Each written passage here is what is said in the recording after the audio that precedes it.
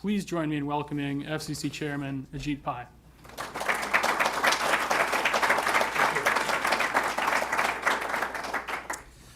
Well, thank you very much, Doug, for that introduction. Thanks to you and the entire team at the Information Technology and Innovation Foundation for hosting us. Thanks to everyone for taking time to join us during one of the most eventful weeks that I can remember. You had the Iowa caucuses on Monday, the State of the Union was on Tuesday, the Oscars are coming this coming Sunday, and yes, the world's greatest deliberative body handed down a long-awaited verdict. That's right, Punxsutawney Phil didn't see his shadow, so spring is coming early. Now, of course, for me, like Doug, a long-suffering Kansas City Chiefs fan, the main event had to be the Super Bowl. Now, I don't want to say that the Chiefs' comeback victory was the highlight of my chairmanship, because I think that does a disservice to the fantastic and hardworking staff at the FCC who have worked so tirelessly and have accomplished so much over the past 3 years. But it ranks up there. Plus, no wardrobe malfunctions, which I appreciated. But the Super Bowl is not just the biggest sporting event of the year. It's also the biggest event of the year for advertising, a time for companies to promote the next big thing. One marketing effort in particular caught my eye, and that was all the hype about how this was the first Super Bowl featuring 5G, the next generation of wireless connectivity. What does a 5G Super Bowl mean? Well, if you've ever been to a sporting event or concert or similar event with thousands of people, you know how frustrating it can be to do something as simple as opening an app to check the stats for the game or see the performers who are in front of you. Now, if you had a 5G-enabled phone at this year's Super Bowl, you could see, not only watch the game on your phone, you could also simultaneously stream 5 different streams at once and toggle back and forth to pick your favorite camera angle. Now, this fuss around 5G in the Super Bowl is a notable indicator that in 2020, 5G will rapidly continue the transition from concept to reality. Last year, multiple carriers in the United States lit up 5G service, reaching dozens of cities, with one carrier now covering most of our nation's population with 5G. In 2020, 5G service will expand, and we should see a substantial increase in the availability of smartphones and other devices that will allow Americans to take advantage of 5G's capabilities. Now, zooming out from the micro to the macro perspective, many believe, as Doug hinted at, that the 5G transformation will be a huge boost for our economy. One study pegs 5G's potential at 3 million new jobs, $275 billion in private investment, and $500 billion in new economic growth. And you can quibble with the numbers, perhaps, but there is no question that 5G networks will be an important platform for innovation and investment in the coming years, as were 4G LTE and the mobile app economy it enabled, starting over a decade ago. And that explains why countries around the world are jockeying for global leadership in 5G. Whoever sets the pace globally will become the front runner in the development of the 5G ecosystem and attract the investment, the innovation, and the talent that come with that status. And I want the past to be prologue. I want America's success in 5G to match our leadership in 4G. And that is why the FCC has been pursuing a strategy to facilitate America's superiority in 5G technology. This 5G Fast Plan includes 3 key components: freeing up spectrum for the commercial marketplace, modernizing our regulations to promote wireless infrastructure, and making it easier to deploy fiber. The evidence abounds that our plan is working. In 2018, the number of wireless small cells deployed in the United States more than quadrupled, from 13,000 to more than 60,000. 2018 was also a record-setting year for fiber deployment in the United States, with build-out to nearly 6 million additional homes, until that record was broken in 2019, with the deployment to over 7 million such locations. Now, I rarely pass on an opportunity to talk about the actions we have taken to boost fiber and wireless infrastructure deployment, but of course, I'm not here today to talk about our initiatives in the physical world. I'm here to talk about the third invisible component of the 5G Fast Plan, freeing up spectrum. Here, we are taking an aggressive, all-of-the-above approach. We are freeing up high-band, mid-band, and low-band spectrum for 5G. And here too, there is good news to report. As you know, high-band spectrum enables ultra-high-speed, gigabit-plus wireless connectivity. And we've been fairly active on this front, to say the least. Last year, the FCC successfully concluded our nation's first 2 auctions of millimeter wave spectrum for 5G services in the 28 and 24 gigahertz bands, respectively. 1 week ago, we concluded bidding in the first phase of an auction of the upper 37, 39, and 47 gigahertz bands. All told, we are making available almost 5 gigahertz of high-band spectrum for commercial use.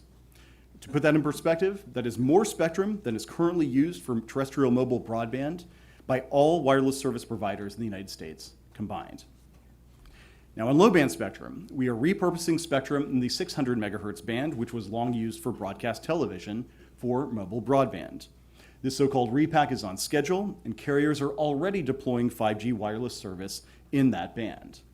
And I witnessed the results of these efforts for myself during a recent visit to Nevada, where I saw a T-Mobile deployment delivering over 500 megabit per second connectivity using millimeter wave spectrum, and over 180 megabit per second connectivity using 600 megahertz spectrum, transmitted from an antenna almost a mile away. That was a glimpse of our 5G future. So that's high band and low band. We've also been focused on mid-band spectrum. A mid-band spectrum, as Doug pointed out, is appealing largely due to physics. It combines good geographic coverage with good capacity. Other countries share this view. Countries within the European Commission, for example, have seen the issuance of a directive that 3.4 to 3.8 gigahertz spectrum will be the first primary band for 5G in the European Union. Last year, Japan awarded licenses in the 3.6 to 4.1 gigahertz band for 5G. And this past August, Australia initiated a plan for fixed and mobile broadband use in the 3.7 to 4.2 gigahertz band. Now, at the FCC, we are determined to lead the world in pushing out mid-band spectrum for 5G, just as we have led with high and low-band spectrum. And that is why, in 2017, immediately after I became chairman, we took stock of where things stood on mid-band spectrum. And unfortunately, the cupboard was virtually bare. There was an incomplete 3.5 gigahertz initiative that was unlikely to lead to commercial 5G deployments, given problematic rules adopted during the prior administration. And other than that, the agency had nothing at all on the shelf. So just months after I took office, the Commission unanimously adopted a notice of inquiry, kickstarting the conversation about potential use of mid-band spectrum and how our rules could be modified to promote additional access to these critical airwaves. And since then, we have systematically identified mid-band airwaves that were being underused and have set plans to put these airwaves to work for the American people. In July 2019, the Commission adopted flexible new rules for the 2.5 gigahertz band. This is our nation's single largest swath of spectrum below 3 gigahertz, and it's well suited for 5G deployment. Earlier this week, we opened a tribal priority window so that tribal nations in rural America have early access to the 2.5 gigahertz band. And we intend to auction any remaining spectrum in that band shortly after this window closes. In the end, this spectrum will yield about 200 megahertz for 5G and other wireless services. We also targeted the 3.5 gigahertz band. As I mentioned earlier, the rules for this band had not been optimized for the benefit of American consumers. But with the leadership of Commissioner Mike O'Reilly, we've designed new rules to advance 5G deployment. We're currently on track to auction 70 megahertz of priority access licenses in the 3.5 gigahertz band this coming June. And that's not all. We are also targeting new commercial access to the 4.9 gigahertz band, 50 megahertz of prime spectrum that is significantly underused. And we've also proposed some important steps to start clearing incumbents from the 3.5 to 3.55 gigahertz band, with an eye to new 5G opportunities there, just as Congress envisioned in the Mobile Now Act. Now, all that I've just described is just the cellular part of the ledger. We've also proposed to make more mid-band spectrum available for unlicensed use in the 5.9 and 6 gigahertz bands. With the advent of Wi-Fi 6, the 160 megahertz wide channels that we are aiming to make available would deliver gigabit connectivity wirelessly and form a powerful 1-2 punch of licensed 5G and unlicensed Wi-Fi innovation. So, when it comes to spectrum, we are on the right track and producing results. Indeed, just last month, a study projected that by the end of this year, as many as 3/4 of the world's 5G subscriptions would be found in just two countries, the United States and South Korea. That is 5G fast. But now's not the time to slow down. We must and we will continue to take bold and aggressive action to make more mid-band spectrum available for the commercial marketplace and promote American leadership in 5G. And along those lines, I'm pleased to make a major announcement today. Minutes ago, I shared with my fellow commissioners our most significant proposal yet to repurpose mid-band airwaves for next-generation wireless services. Specifically, I've shared draft rules that would repurpose 280 megahertz of airwaves in the so-called C-band for 5G. This proposal will be made public tomorrow, per my usual practice. As Doug mentioned, the C-band is a 500 megahertz swath of spectrum from 3.7 gigahertz to 4.2 gigahertz. It is used mostly by fixed satellite companies to beam content to video and audio broadcasters, cable systems, and other content distributors. From the many meetings I've had, to the many submissions I've read, to even the many tweets I've seen, this has been one of the most complicated and contentious proceedings during my chairmanship. So I'd like to spend some time this afternoon to walk through some of the details of my proposal and to explain how I arrived at my decision. Perhaps the biggest challenge the FCC faces as we work to free up more spectrum for 5G is that almost all of the airwaves are accounted for in one way or another. There's not much greenfield spectrum laying around that we can just dedicate to 5G without having to accommodate some range of existing services or licensees.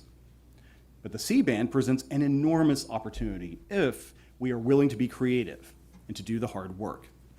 And that is because satellite companies don't need the entire C-band to provide the same services they are providing today. And this creates an opportunity for a consumer-friendly transition. In 2017, the FCC sought to assess this opportunity in its notice of inquiry into mid-band spectrum. We specifically identified the C-band as ripe for study and asked if the rules for this band could and should be modified to support more flexible uses, including mobile broadband. The answer from the record soon became clear: yes. And so, in July of 2018, we formally launched the proceeding on the C-band that has brought us to today's announcement. We entered this process with an open mind. We sought comment on a variety of approaches for expanded flexible use in the band. Over the past year and a half, we have studied many ways to repurpose some or all of the band: market-based, auction-based, and other solutions. Pretty much everything but a coin toss. During the deliberative process, I made clear that my decision would be guided by four principles. First, we must make a significant amount of spectrum in the C-band available for 5G. Second, we must do so quickly. Third, we must generate revenue for the federal government. And fourth, we must ensure that the services that are currently delivered using the C-band can continue to be delivered to the American people. With that backdrop, here are the key elements of my proposal and why I believe they represent the best path forward in advancing these four principles. And the first key decision, which I announced this past November, is that I favor holding a public auction to repurpose spectrum in the C-band for flexible use. The leading alternative was a private sale in which the satellite companies operating in the band would sell rights to a portion of the C-band to an interested party or parties. There are a number of reasons why a public auction is the best approach. For starters, the FCC has a quarter-century track record of successful and transparent auctions. As of last year, the Commission had conducted 93 spectrum auctions that generated $116 billion in revenue for the United States Treasury. And that doesn't include the ongoing auction of the 37, 39, and 47 gigahertz bands, which is wrapping up and which has already attracted over $7.5 billion in bids. And, so to speak, we show our work. You can go to the auctions website right now, and you can see the number of qualified bidders, the number of licenses available, the gross proceeds, and much more information. With this proven record of success, with this demonstrable transparency, a public auction is the best bet to ensure fairness. A trusted, well-established process will be more attractive to prospective bidders. which means more participation and, ultimately, more money raised for the Treasury. Conversely, bidders would be less likely to participate in an untested private auction, one that was described in our record as, quote, fiendishly complex, unquote. And if you don't think testing out a new system for the first time in a high-profile proceeding can lead to major headaches, the Iowa Democratic Party would like to have a word with you. Not only have public auctions proven to be an effective tool for repurposing spectrum fairly, we've shown that they can do so quickly. The Commission already has the necessary pieces in place, including the auction software development infrastructure. And under my proposal, we would get the auction started by the end of 2020. In fact, I can share with you the specific date on which the C-band auction would start, December 8th. And one more point in favor of a public auction over a private sale is that a public auction is squarely within the Commission's legal authority. By contrast, the leading plan for a private sale would have required an unprecedented grant of authority to private entities. Remember, the satellite companies currently do not have terrestrial rights to the C-band. So essentially, what some were urging the government to do was to give them new rights just so that they could turn around and sell them. That doesn't make much sense to me, and I doubt that I am alone. Now, once we decided to go with a public auction, the next big decision was how much spectrum should be made available for flexible use. Put differently, if one of your guiding principles for this band is to free up a significant amount of spectrum for 5G, and another is to protect the services currently being delivered in the C-band, how do you divvy up that band? Now, some broadcasters and cable operators initially argued that we should only clear 100 megahertz of spectrum to protect programming delivery.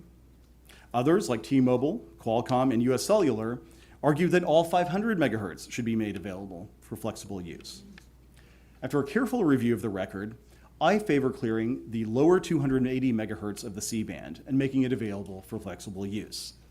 We would also reserve the 20 megahertz above that as a guard band and repack existing satellite operations into the upper 200 megahertz of the band.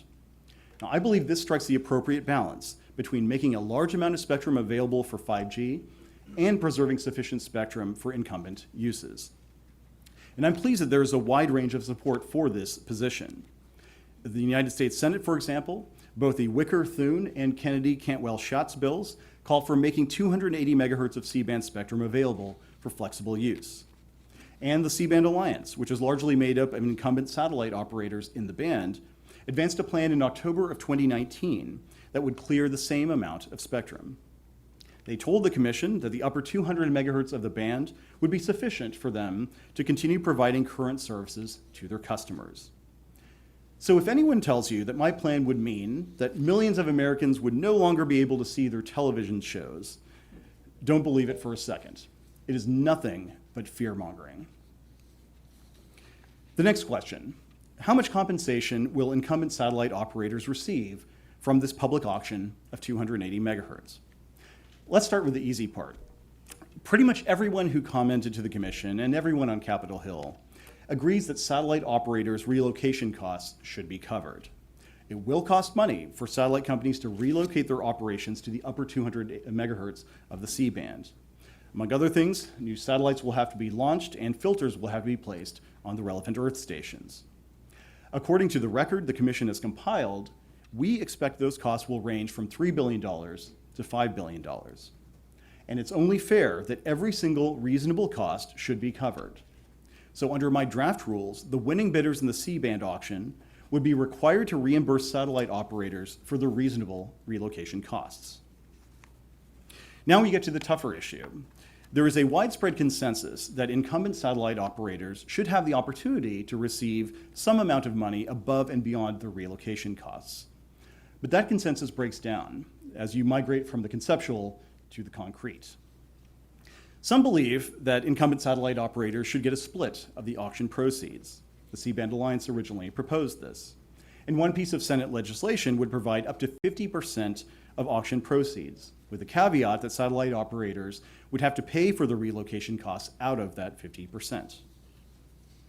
Others believe that satellite operators should get a set incentive payment. And under this approach, I've seen a proposal for incentive payments as low as $1 billion in Senate legislation. I've also seen a proposal larger than the gross domestic product of Iceland. Where do I come down? Well, to begin with, I'm proposing what I call accelerated relocation payments to satellite operators if they meet deadlines for clearing C-band spectrum quickly. Specifically, satellite operators would receive these payments if they clear the lower 100 megahertz of the C-band in 46 of the top 50 partial economic areas by September of 2021, and the remaining 180 megahertz of the C-band by September of 2023. That is 4 years and 2 years faster, respectively, than the September 2025 timeframe our record indicates that we might otherwise expect. Now, some might ask, and I'm sure some will, why are any accelerated relocation payments necessary? Well, the answer is pretty simple: speed. Remember, we aren't just asking the incumbents to move their services to the upper 200 megahertz of the C-band. We want them to do that quickly in order to free up spectrum for 5G sooner rather than later. And this transition will be much faster if we can create powerful incentives for incumbent operators to expedite that transition and to make sure they follow through. They would only be paid the full amount if, in fact, they did so. And that is why I favor accelerated relocation payments on a targeted basis. Now, to be clear, I don't favor accelerated relocation payments because they are in the private interest of satellite companies. The balance sheets of private companies are not my concern. I favor accelerated relocation payments because they are in the public interest. It is in the public interest to make available the C-band for 5G deployment as quickly as possible, as part of the national priority to promote American leadership in 5G. And to get the job done quickly, we need to align the satellite companies' private interests with the public interests. And that is precisely what accelerated relocation payments will do. Now, others might ask, why not give satellite companies a certain percentage of auction revenues? Well, to begin with, Congress certainly could do so. But the FCC's ability to do so under current law, in particular the Miscellaneous Receipts Act, is in serious doubt. And moreover, I think it is important for any payments to be tied to the speedy clearing of the band. Again, we need to make sure that incumbent satellite operators have the right incentives to get the job done, and to get it done quickly. Next question, who will be responsible for the accelerated relocation payments? Under my proposal, these payments would be made by the winning bidders in the C-band auction. They would not be made by the FCC. And then comes the question that has perhaps been the subject of the most intense interest. How much should these accelerated relocation payments be? Before I answer that directly, let me explain how we've gone about figuring it out. Keep typing, folks. You won't run out of ink. Accelerated relocation payments are designed to capture the value to auction winners of satellite operators clearing the spectrum quickly. Therefore, those payments should not exceed the amount that wireless carriers would be willing to pay in a free market transaction if one could solve the holdout and free rider problems that would be inherent in any such negotiation. Using that standard, I'm proposing to give satellite operators the opportunity to receive accelerated relocation payments of $9.7 billion if they meet our accelerated clearing milestones. Now, I've been in this job long enough to realize that this proposal will receive criticism from both sides. On the one hand, satellite companies have been asking for a lot more money. But the purpose of an accelerated relocation payment is not to compensate them for the expected value of the spectrum. The purpose is to expedite the clearing of the lower portion of the C-band for 5G. On the other hand, there will be those who will complain that $9.7 billion in accelerated relocation payments is too much. They agree that such a payment may be necessary, but they would prefer a smaller amount, in the neighborhood of $1 billion, for example. But that number would be far below the value to wireless companies and other bidders of the accelerated clearing, and ultimately the value to American consumers of faster deployment of 5G.